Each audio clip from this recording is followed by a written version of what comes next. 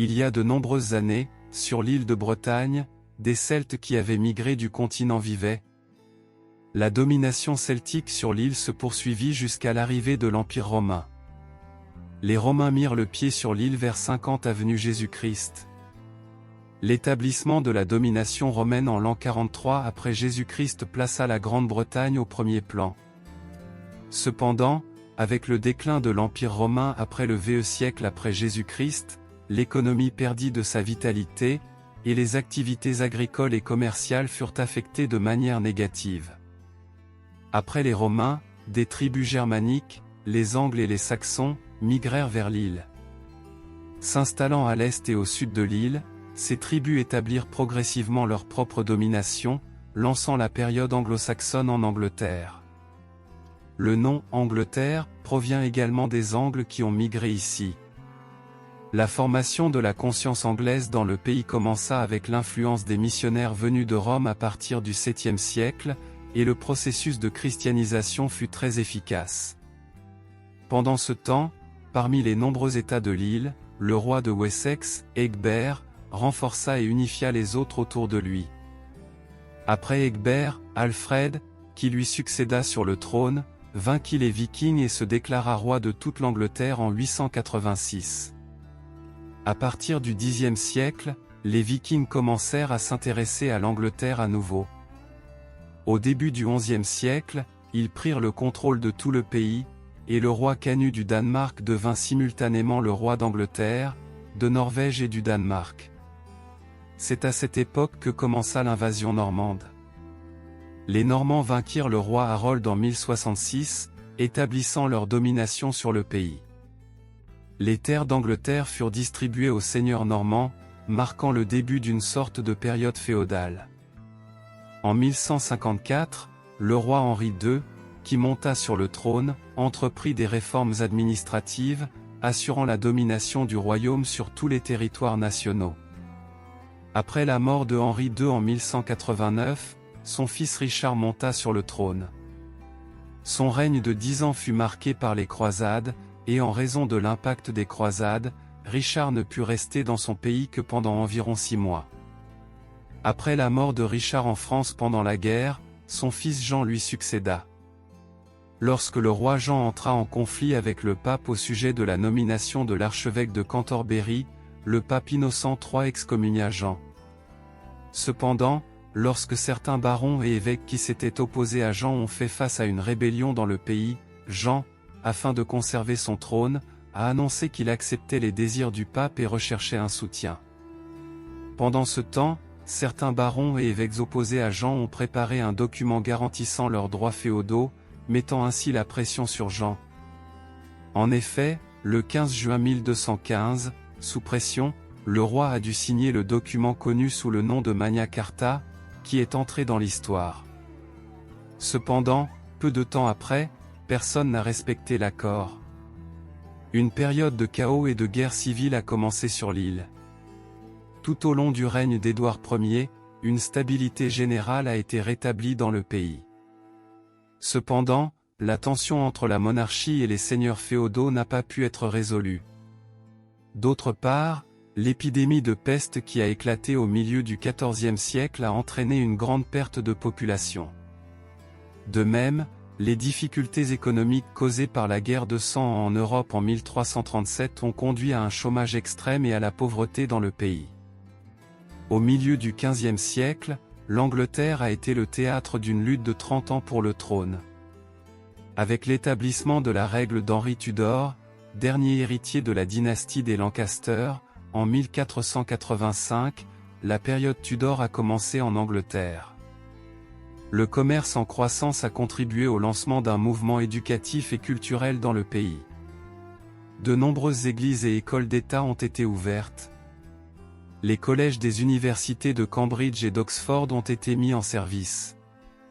L'utilisation de l'imprimerie a entraîné une augmentation du nombre de livres et de personnes alphabétisées. En même temps, l'Angleterre a commencé à intervenir dans les événements internationaux en tant qu'État important et influent en Europe. Pendant ce temps, le mouvement de réforme qui a commencé en Europe a continué avec toutes ses secousses. Le désir du roi Henri VIII de divorcer de la reine Catherine et de se remarier a causé une rupture avec la papauté. Lorsque le pape a refusé d'approuver le divorce, les relations se sont détériorées et, en 1534, Henri s'est déclaré chef de l'Église d'Angleterre, s'emparant de tous les biens de l'Église. Ainsi, le protestantisme est devenu dominant en Angleterre. Pendant le règne de la reine Élisabeth I, qui a accédé au trône en 1558, des expéditions et des découvertes outre-mer ont commencé, renforçant la réputation et le volume commercial de l'Angleterre. La Compagnie anglaise des Indes orientales a été créée pour le commerce avec l'Extrême-Orient et l'Asie. Des accords avec la France ont été conclus pour mettre fin à l'antagonisme traditionnel avec l'Espagne, et l'Angleterre est entrée en concurrence avec les Pays-Bas, l'Espagne et le Portugal dans le commerce mondial. L'ère élisabéthaine de l'Angleterre s'est distinguée par des écrivains et penseurs remarquables tels que Shakespeare, Spencer, Bacon et Marlowe. Après Élisabeth, des problèmes sont survenus, aggravés par les difficultés économiques provoquées par la guerre de 30 ans, conduisant à une guerre civile en 1642 entre les royalistes et les partisans du Parlement. Les parlementaires, dirigés par Oliver Cromwell, ont émergé victorieux en 1648. Le roi Charles Ier a été exécuté, et la période connue sous le nom de « République cromwellienne » a été de courte durée, avec une décision de retour à la monarchie.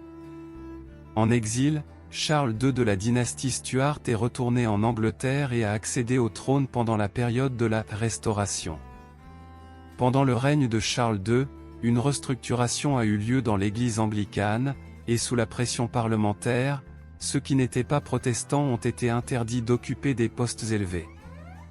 Charles II a été succédé par James II, qui, dans le but de rendre le pays catholique, a initié une violente purge contre les protestants. En réponse à la réaction, James II a dû fuir en France, et son gendre Guillaume est devenu le roi d'Angleterre en 1689. Le Parlement, affirmant sa domination, a initié une nouvelle forme de gouvernance avec la « Déclaration des droits », qui a également placé la monarchie sous contrôle. Il a été légalisé que les rois ne pouvaient pas être catholiques. Pendant le règne de la reine Anne, qui a accédé au trône en 1702, les administrations de l'Écosse et de l'Angleterre ont été unifiées sous le nom de Royaume-Uni. Cela a renforcé le pays militairement et économiquement. Sur le front intérieur, une tradition a été établie au Parlement, et lors d'élections régulières, le parti Whig, soutenu par les commerçants et les industriels, et le parti Tory, soutenu par de grands propriétaires terriens, ont émergé comme les deux grandes puissances. L'ère de la dynastie Hanovre a commencé avec l'accession au trône de Georgie, qui ne parlait pas anglais. Pendant le règne de George II, l'Angleterre a remporté une grande victoire contre la France lors de la guerre de 7 ans. Pendant ce temps, malgré la perte de ses colonies au Canada et en Amérique, l'Angleterre a gagné en importance avec sa lutte contre la France napoléonienne post-révolutionnaire en Europe. L'Angleterre a pris le contrôle des territoires français au Canada et en Inde. En même temps, une période significative de changement connue sous le nom de révolution industrielle était en cours en Angleterre. En conséquence, l'Angleterre est devenue le premier État industrialisé du monde. Dans la première moitié du XIXe siècle, la révolution industrielle a continué, et l'ère des grandes usines a commencé avec une nouvelle technologie basée sur le fer et la vapeur, entraînant une croissance extraordinaire du volume des échanges. L'ère connue sous le nom de règne de la reine Victoria a établi l'Angleterre comme un empire influent dans le monde, où le soleil ne se couchait jamais.